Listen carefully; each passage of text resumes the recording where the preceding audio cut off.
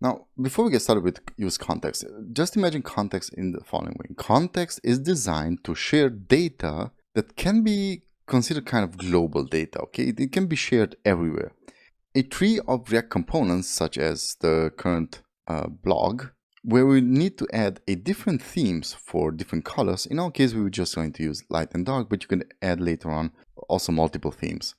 Here is where the global state is necessary. So this is why use context is so important. So let me show you first of all where you should create your context. So the context is basically the data that you're going to use. I would always suggest to create, I have components open. I would always suggest to create a new folder and name it context. And you will also see this is going to be recognized here. You're going to see a little tree here. Now within here, we're going to create a new file. We're going to call it theme and dash context.jsx. Now I'd always suggest to name them with context, the files, but the naming convention is basically up to you. This, I find, a pretty good naming convention. If you want to use something else, then please feel free to do so. But the structure, I would strongly suggest to use it this way. So create a context folder, because you could have here multiple contexts. You could have here, you'll see later on, we're going to create a project where we're going to have users or passwords, and another project where we're going to have different kind of currencies. And you can create a currency context, you can create a user context, a password context, and so forth and so on. So within here, the first thing that we need is not import React that, and we're not going to use RFC or something like that, but we're going to import the create context provider from React. Now in a previous version, or if you would use classes, then you would need to create context from React, and basically it's a different process. But we are now in React 18 and we are using functional components, so this is the way we're going to use this. Okay, now next up, I'm going to create and also export a const called themes, and one day I will be able to type themes correctly. Now I'm going to assign this to an object. So basically I'm going to export an object, and this object we're going to have a dark key with the value dark as a string, and then a light key with the value, you guessed it, light as a string. Next, I'm going to take these themes, actually not these themes, but next I'm going to export a context. So the way you're going to create context is by exporting another const, giving it the name. This is going to be themes, just theme, context, and you're going to assign it to create context and open and close parentheses, because this is a function. I'm going to export just a empty object. Okay, and that's basically it. You not necessarily would need this, but in our case we are going to use the context from within here, so we are creating these two within our context. Create a variable, assign it to the context to create context, and now we can go back.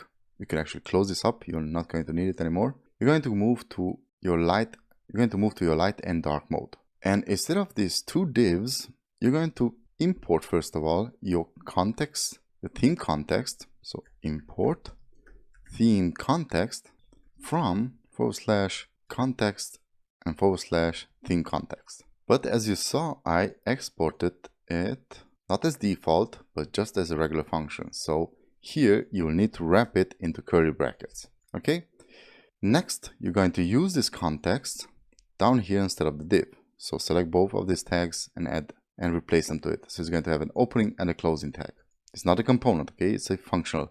It's just a function. Now this context, whatever you will name it, is going to appear here. But this context has two properties. It has a provider and a consumer. Now the provider we do need, and you're going to assign this as provider. But the consumer, I'm going to come to the consumer a bit later on, which you're not going to need it anymore because now it works differently. So back to the provider. The provider provides the context for whatever is between these two tags. So whatever is set in here is going to provide the context too. Now everything that is in here can be a context consumer. Okay.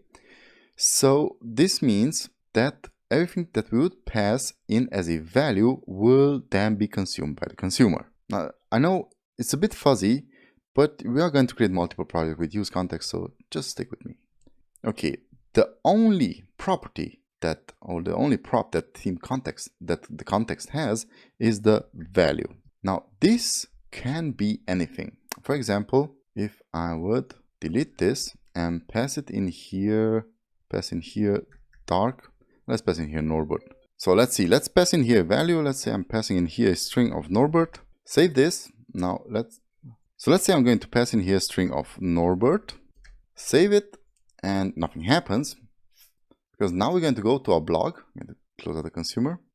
I'm going to take out this theme. You're not sending it down as a prop. I'm going to leave the theme here in here, and now I'm going to import here the use context. So because this is a hook, I could either import it here from React. So use context, and to whatever we assign this use context to will be the context for this component. So before the return, I could create just a const. Let's say this is my context and assign it to use context, and that's almost it, because now we need our provider. So let's import our themes again. Again, this is a function, so themes context, and now I'm going to add it to this use context. So basically now it's using whatever is in here and assigning it to this variable.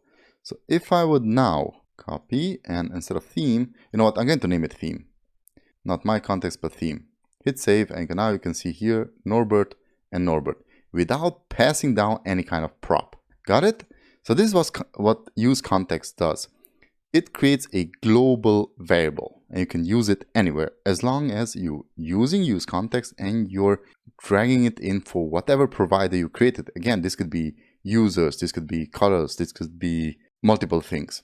Okay, so we got our context here, but now I'm passing in a force value. Now the value that I passed in here is basically this value. So again, I could use theme and pass it down here. So from my use state, and you will see now it's dark, and if I would change this to light, it's now light again. Now you would say, okay, but this is basically a prop, isn't it? Well, not quite. I can do things with it. Instead of this use state of light, I can now use my context theme, but not this, but the themes themselves. So if you go back to themes context, you see these themes. Now let's take these themes, and also because we did export it here, export const, this means I could now import it here, themes, and let's pass these themes down here. Now I'm passing down a object obviously, so I need to select something from it. I'm going to select dot light again. And there we go, we have light. If I would select from this dark, then I'm going to get dark. Okay, let's move back to light, hit save, and there we go. So what if I want to change this to dark? Then I would need to have a function that changes this.